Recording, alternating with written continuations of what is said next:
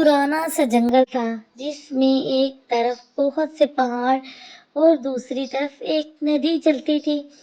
एक बड़ा पहाड़ भी था, साथ ही एक चालिया का दरख्त था जिस पर एक बहुत ही प्यारी सी काटो गुलहरी रहा करती थी। वो हरदम हंसती खेलती रहती, सारा दिन इधर उधर फिरती रहती। पहाड़ को उस गुलहरी से बहुत नफरत थी। वो हर वक्त उससे जलता रहता और तरह तरह की बातें करता रहता था। गुलहरी चुप रहती, आगे से कोई बात ना करती।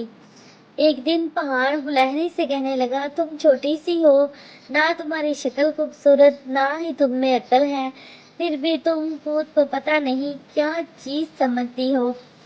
उस दिन पहाड़ की बातें सुनकर गुलहरी को गुस्सा आ गया। उसने पहाड़ से कहा, ये कैसी छोटी छोटी बातें कर रहे हो तुम? मैं तुम्हारी तरह बड़ी नहीं, तो तुम भी तो मेरी तरह छोटे नहीं हो।